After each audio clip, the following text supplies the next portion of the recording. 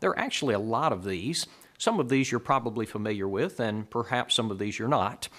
But the story of Jesus' birth is usually told something like this. It's about 2,000 years ago on the evening of December 25th, and Mary rides into Bethlehem on a donkey, urgently needing to deliver her baby. But although it's an emergency, all the innkeepers turn them away, and so they deliver the baby Jesus in a stable. Then the angels sing to the shepherds, and afterwards 3 kings arrive on 3 camels, and they worship the quiet, peaceful newborn baby.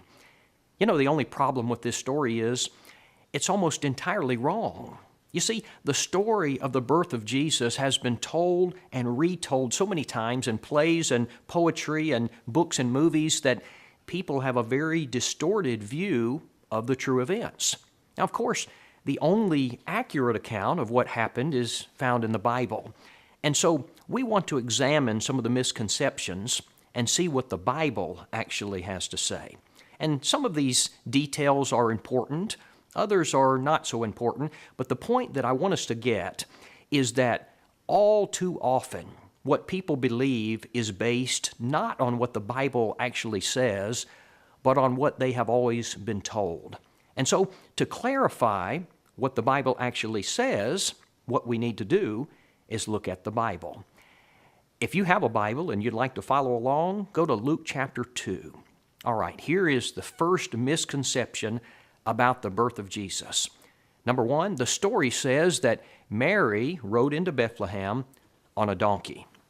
Well, here's what the Bible actually says. Luke chapter 2 and verse 3. Let's read it. So all went to be registered, everyone to his own city.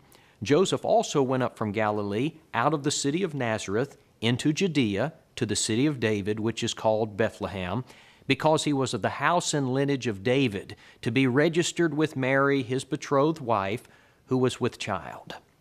Now, that's all it says. I didn't read anything about a donkey. Now, it's possible that she rode on a donkey, but the Bible doesn't say that. It could have been a camel. There are various possibilities of what it could be, but it's interesting what the Bible actually says and what people think the Bible says. And sometimes, if people would take the time to look, they'd be quite surprised. Number 2, let's look at another. Was Jesus born the same night that Mary arrived in Bethlehem? Again, the Bible doesn't say that. This is part of the story that's traditionally told, but in reality, they might have arrived weeks earlier. The Bible simply says in Luke chapter 2 and verse 6, "So it was that while they were there, the days were completed for her to be delivered." That's all the Bible says, which doesn't mesh well with the traditional story. Here's a third one, number 3. Is it really the case that a hotel keeper, an innkeeper, told Mary and Joseph that there was no room for them in the inn? Well, the truth is, the Bible doesn't even mention an innkeeper. Now, I know that almost all denominational Christmas plays include one, but it's not in the Bible. In fact, it's more likely that Mary and Joseph would have stayed with relatives, not in some sort of hotel or Bible Times motel. Now, you might be thinking, well, doesn't Luke chapter 2 and verse 7 say that there was no room for them in the inn? Yes, it does, and we're going to say some more about that in a minute in the next point. Number 4, was Jesus born in a stable? Friends, would you be surprised to learn the Bible does not say that? You might say, well, then where do people get that idea? Here's what the Bible actually says, and this is the only verse in the Bible that addresses this subject. Luke chapter 2 and verse 7, "And she brought forth her firstborn son, and wrapped him in swaddling clothes, and laid him in a manger, because there was no room for them in the inn." The Bible doesn't mention a stable.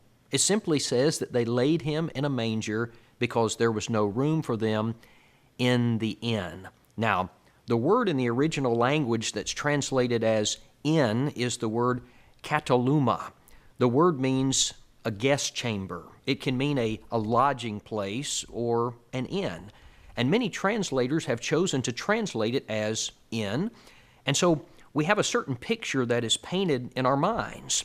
But this same Greek word appears 2 other times in the Bible, once in Mark 14:14 and once in Luke 22 and verse 11. But in both of those times, it is translated as guest room. And according to Bible archaeology experts, Jesus was probably born in the house of relatives, but probably somewhere outside of the normal living quarters, outside of the house, in guest chambers. The Bible in basic English says there was no room for them in the house. Young's literal translation says there was not for them a place in the guest chamber. And so what tradition has told us simply doesn't match what the Bible actually says.